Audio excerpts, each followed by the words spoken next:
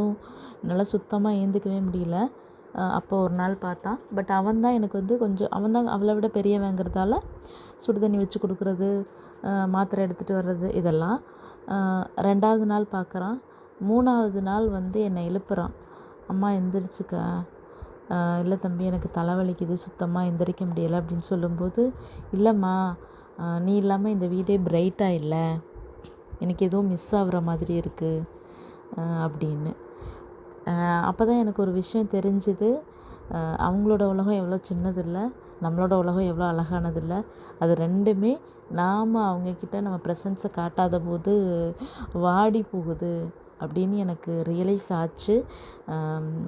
கண்டிப்பாக இது இனிமேல் நடக்க விட மாட்டேன். நிறைய அம்மாக்கள் இந்த ஸ்டேஜை கடந்து வந்திருப்பீங்க. வேணும்னு செய்கிறதில்ல. ஏன்னா நமக்கும் சப்போர்ட்டுக்கு ஆள் இல்லாத பட்சத்தில் அந்த அந்த அந்த இடத்துக்கு நம்ம தள்ளப்படுறோம். என்ன தான் சுற்றி உள்ளவங்க, சொந்தக்காரவங்க, அக்கம் பக்கத்தில் உள்ளவங்க எல்லாம் பார்த்துக்கிட்டாலும் அந்த பசங்களுக்கு அம்மாங்கிறது எவ்வளோ பெரிய ஒரு ப்ளேஸ் அப்படிங்கிறது எனக்கு இப்போ தான் ரியலைஸ் ஆச்சு. அவள் என்கிட்ட வந்துட்டு சொல்லிவிட்டு ஒரு 2 to 3 டைம்ஸ் இதையே வந்து சொன்னான். அம்மா, எனக்கு நீ இல்லாமல் பிரைட்டாகவே இல்லை நம்ம வீடு. இந்தாம்மா ஃபோன் பாரு, தலையை வலிக்காது உனக்கு, நீ ஏதாவது ரீல்ஸ் பாரு, ஏதாவது பண்ணு, ஆனால் தயவு செஞ்சு ஏஞ்சி உட்காரேன் அப்படின்னா. நான் கொஞ்சம் ஒரு 2 நாள் சரியானதுக்கப்புறம் இன்றைக்கி கேட்டேன், தம்பி ஏன் அப்படி நீ சொன்ன அப்படின்னு. அதுக்கு அவன் சொன்னான், இல்லைம்மா, ரெகுலராக டிவி ஓடிட்டுருக்கும், பாப்பா விளையாண்டுட்ருப்பா, நான் ஏதாவது ட்ராயிங் பண்ணிகிட்ருப்பேன்,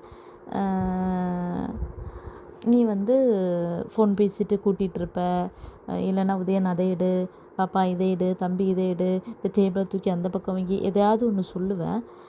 இன்றைக்கி 3 நாளாக அந்த வார்த்தைகள் வந்து என் காதில் விழலை. அது இல்லாமல் நான் கரண்ட் போயிடுச்சோ அப்படின்னு பார்க்குறேன், ஆனால் டிவி ஓடிட்டுருக்கு, நான் ட்ராயிங் பண்ணிகிட்ருக்கேன், பாப்பா விளையாண்டுட்ருக்கா, பட் நீ மட்டும் அங்கே ப்ரெசன்ஸ் இல்லை, உன்னோடது மட்டும் ப்ரெசன்ஸ் இல்லை கையில். எனக்கு அப்போ தான் ரியலைஸ் ஆச்சு, நம்மளோட பிரைட்னஸை கொடுத்தது அம்மா தான்னு. அதனால தான்ம்மா நான் வந்து உங்ககிட்ட சொன்னேன்னா, பாருங்கள் அது எவ்வளோ பெரிய பாதிப்பை உண்டாக்கியிருக்குன்னு. சாரிடா கண்ணா, இனிமேல் அந்த மாதிரி சுச்சுவேஷனுக்கு நான் உங்களை வைக்க மாட்டேன். இந்த மாதிரி எத்தனை பேர் ஃபேஸ் பண்ணியிருக்கீங்க சொல்லுங்கள். Thank you so மச்ங்க.